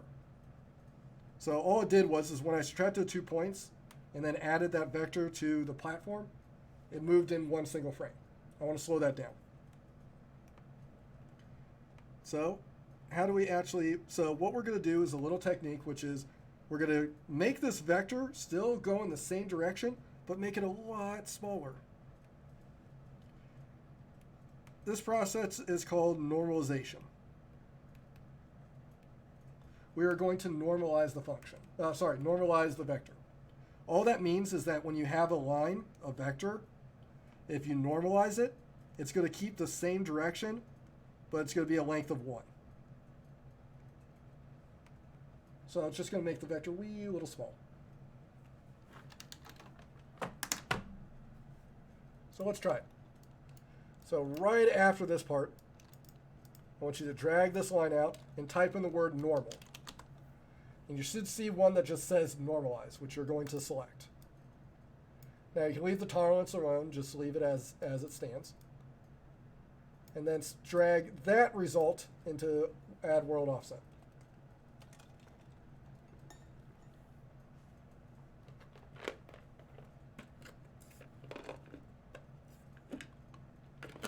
All right. Now I'm going to compile, run it, and have it move up. Perfect. It now moves towards the target. And here's the cool part. Since it moves towards that target, I can drag that target anywhere in the scene, and I'll move towards it.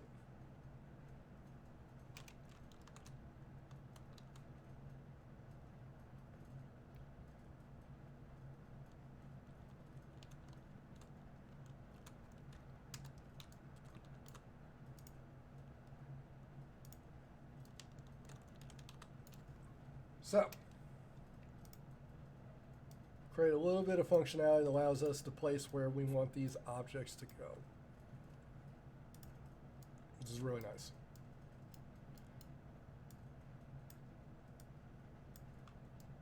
Now, we're going to add a little flavor here, so I'm going to show you other couple cool tricks for designing more platforms here. So we're going to try to add two more things before we end it for today.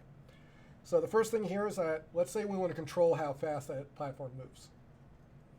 So, the other things that you can do with vectors, so not only can you normalize it, you can take any little vector, multiply it by a number, let's say 2, and it'll make the vector that much bigger or smaller.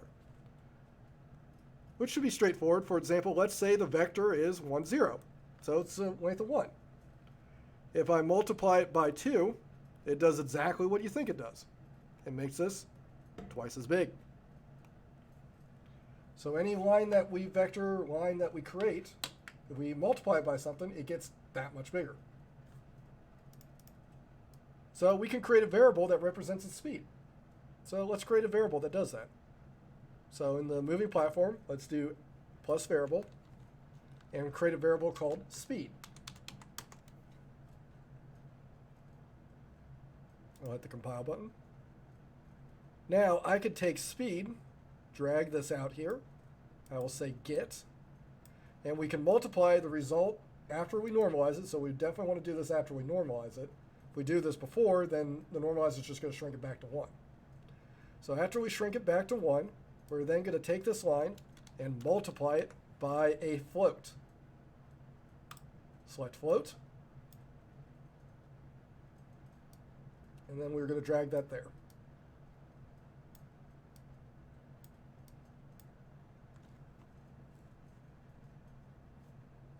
So the speed, again, at the direction we're going, after it's normalized, so it's going to point in the correct direction, but be a length of 1. That's what normalize does.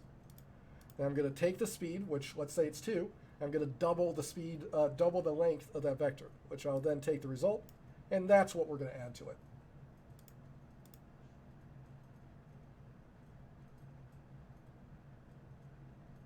Now, here's the cool part, which is why I wanted to do this, the other reason I want to do this.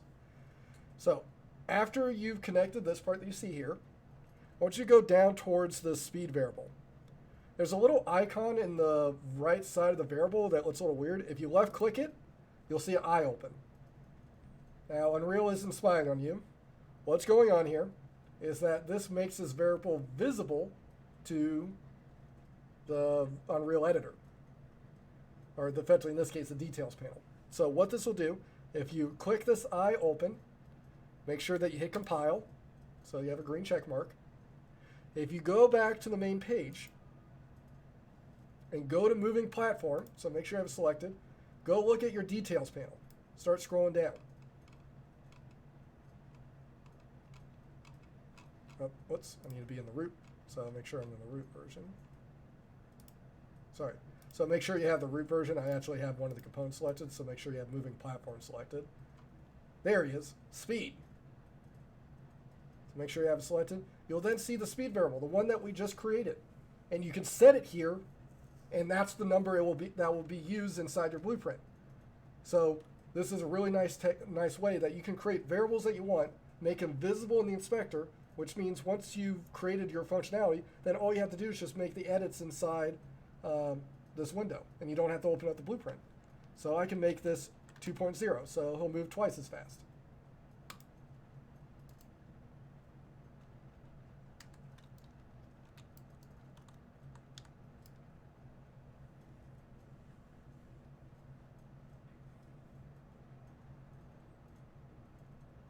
Make sense, everybody?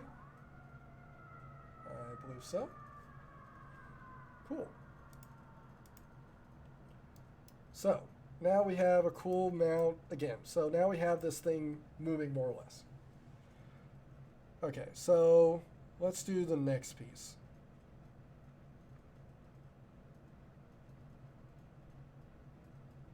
All right, so we have two flavors here. We could either, there's two things I want to do, which we'll continue this next Friday.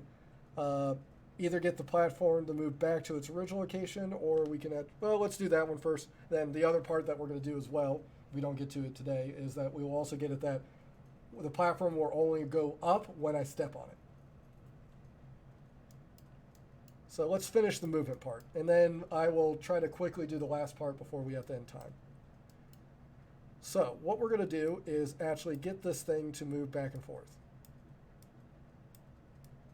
So if we go, we might go a little over today, so if you have to drop out, that's fine, but we'll save it. You can watch the rest of it on YouTube. What we're going to do is actually create another cool little trick here. We're going to create another target. We're going to create a target 1 and a target 2. So what I'm going to do here is I'm going to duplicate or create, I'm just going to duplicate this target. So if you select the target 1, and I'm going to right click it, and there's an option duplicate, which effectively is a copy and paste, and it creates a second one of these. Now, I'm going to place them right back towards the bottom of this thing. So it's effectively more or less at 0, 0, 0. So what we're going to do here is that we're going to create the functionality is that it's going to move to the top target, and once it reaches them, it's then going to head towards the other one, and then keep going back and forth, which is pretty cool. Now, we're going to change how this works. And again, I'm going to also show you again what variables actually mean, because variables effectively hold whatever I want it to. So just like a cup here, I can put it whatever liquid I want to place it here. Same thing with what I'm heading towards. So right now we move towards target 1 and target 2. Oh, sorry, just target 1. We take the platform towards the target 1. We know at some point we're going to reach said target. Okay, that makes sense.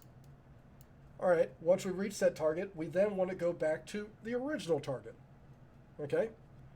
So how we're going to pull this trick off is that we're actually going to create another variable to represent which one we're actually heading towards. So at one point, this variable could be heading toward, basically currently has target 1 in it, and then we're going to swap it out with target 2, because the variable can hold whatever I want it to. So it's effectively the equivalent here if I had my cup, I had water, I had soda. I first hold it with water, and then I'm going to swap it out with the soda. But it's still the same cup.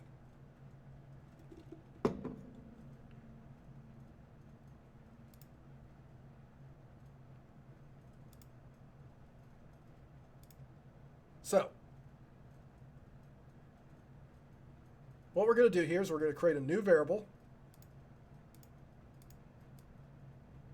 And we're going to call this target location.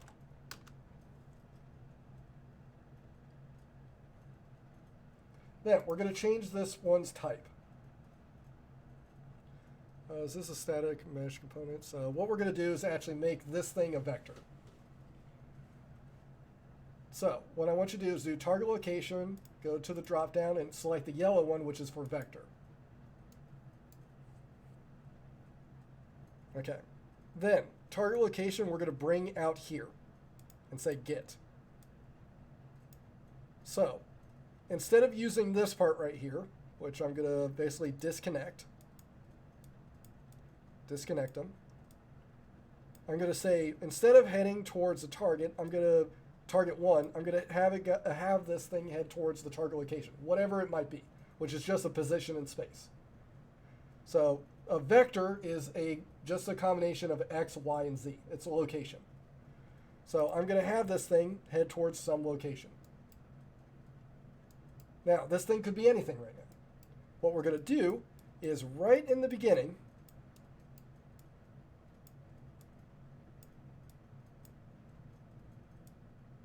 we're going to say set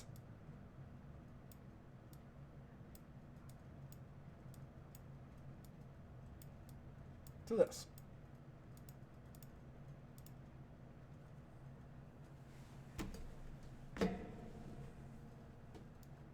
We're going to set it be the target location. Now, we're going to use vector first, but then we're going to take it up a notch. Actually, do we actually want to take it up a notch right now? How much time do I have left? Oh, okay.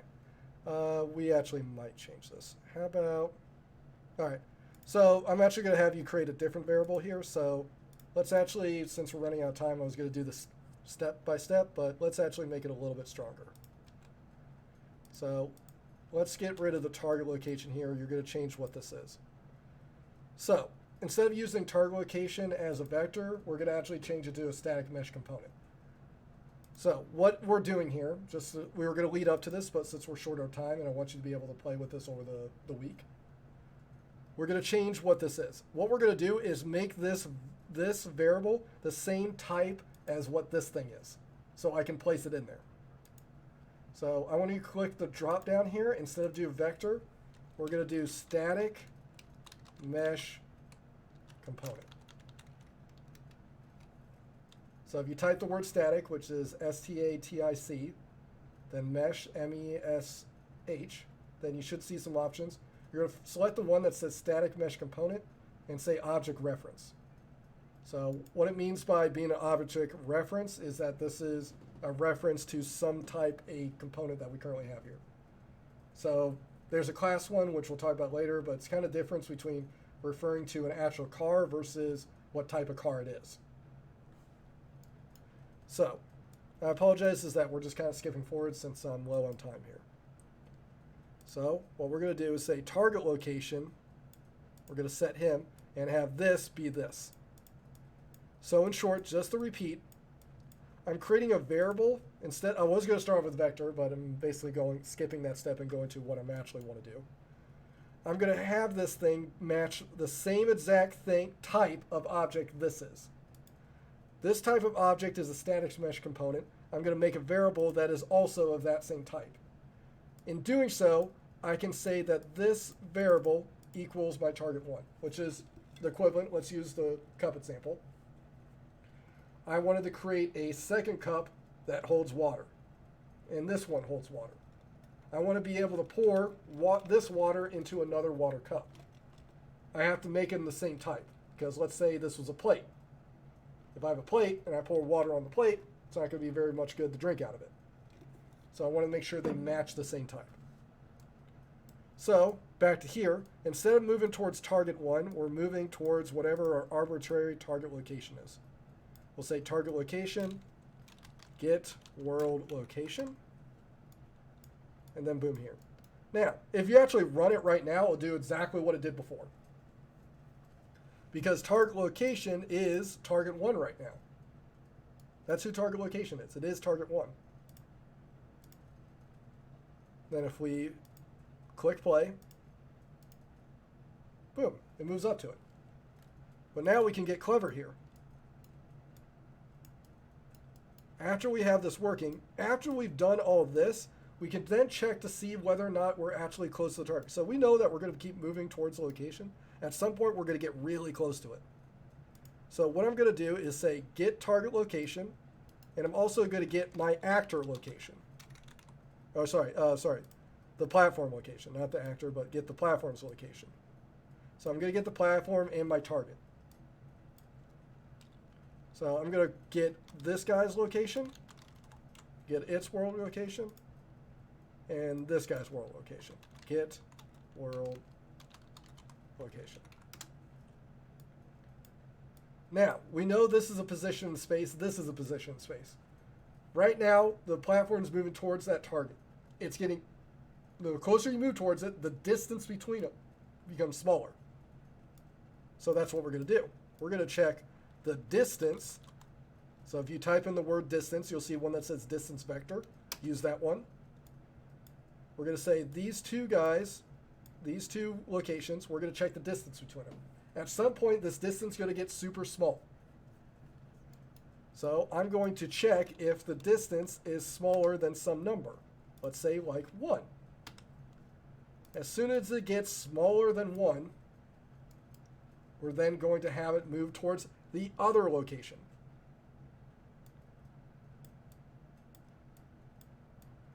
So what we're going to do is that if this thing, branch, say branch, so if the distance between them is small enough, if that is true, we are then going to say that the target location is now going to be target 2 instead of target 1. So it started off as target 1, which that's what we said in the beginning. At a certain point, we will get close enough, we'll then make it be target 2.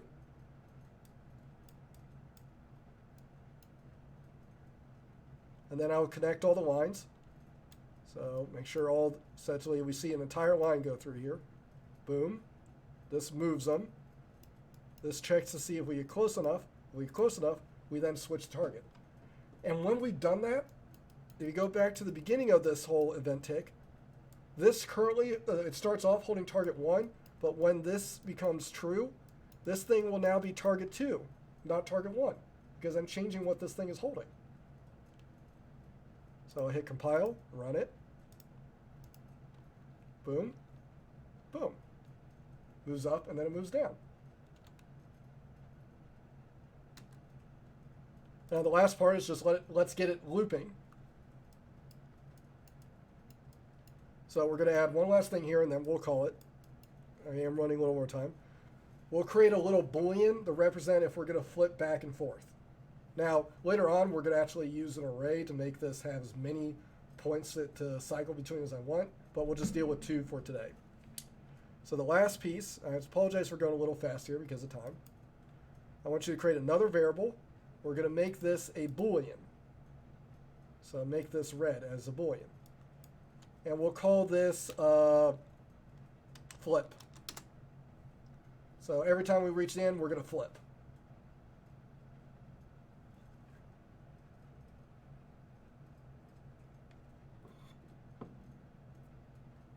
So what we're going to do is that when we know we're going to flip, we're going to see which one we previously were. So we're going to get flip. Flip is either true or false. That's what a boolean is. We're going to branch this out. If flip is true, we will be target 2.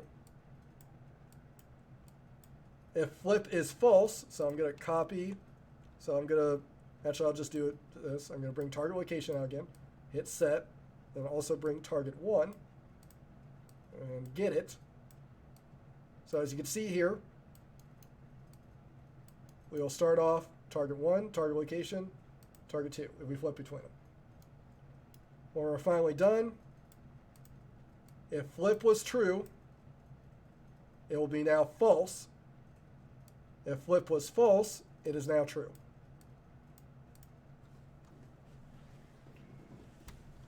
So this kind of finishes the whole logic. Now, be aware that this is one way of doing it. I did it kind of the long way, and this is a more piecemeal way.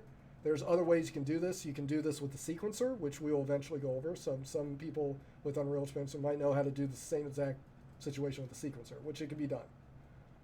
We're just doing effectively with variables today, which is what I want to practice with. So this starts off as false. It flips back and forth. Now, if we run this, it should now flip back and forth between them.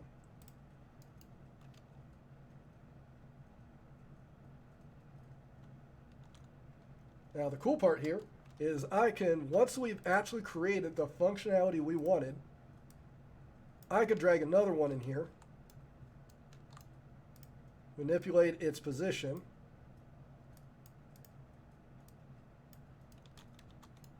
and I don't have to touch the blueprint again. Oh, this guy needs a speed of 1. Oh, absolutely. So if you want to do dialogue chats, you could use this. I'll probably show you. I could show you a cleaner way of doing a dialogue system. But yeah, as a later one, we can add a dialogue system to our game. So I will write that down as a checklist. We'll add a dialogue system to our game. What we would probably use instead, there's a couple other things. So I might use, like, for example, a behavior tree to use some of the dialogue system. Or I might just recreate scratch. But I can now add as many platforms as I want here with different speeds. Now, I'm going to make some couple little tweaks to make this a little bit more visually appealing. So I use the sphere in right now, but I'm going to replace it with something different. And I'll push this. Well, also, by the way, everything we do here, I will push up on a Dropbox, basically a Dropbox, where everybody can basically get each week's lectures and where we ended up. Because again, as I said before, our goal now is that we're going to build an entire, basically more or less a game, which is going to be fun. So we're going to build the whole thing out. Each week we'll keep adding more stuff to it and hit different areas. So next Friday, the next thing where we're going to go from here is that we're actually going to get it that when I step on a platform, it moves up. When I step off a platform, it stops. Or we can actually get to the point where I have to click a button and then it moves the platform up and down. We're going to go through a whole bunch of different players. You guys have requests for which ones you want to do? By all means, I'll create a request channel in the Discord where you can ask, like, hey, I want to add this to this little platform or this to whatever feature we're doing. We'll eventually also create different guns. We'll create a gun that allows us to pick up stuff because we're creating some adventure stuff. But you have now eventually the ability to make little platforms. We're going to improve on these platforms, so they're okay right now, but there's a lot more. I want to make it a little bit cleaner, a little bit nicer. But is there any questions before we call it a day? So I'll watch the chat here, see if we have any questions.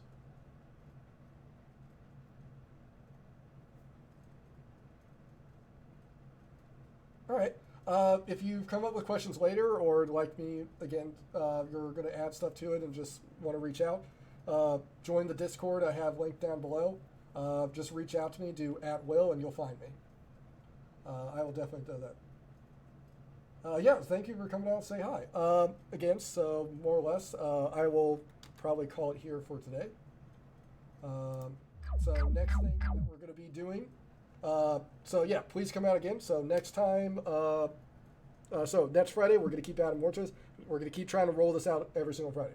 Now, be aware, we'll also might have more chats during the week because I have some other people that I work with request that actually want to do a talk as well, which will be pretty cool. Thank you very much as well. Thank you for coming out. So yeah, come out next Friday, and if you have like cooler stuff that are like, hey, let's add this to the game, by all means, throw it in Discord. You tell me ahead of time, I'll prep for it for that week. All right. If there's no more questions, then thank you everybody for coming out, and I will see you guys next Friday. Be safe and be happy.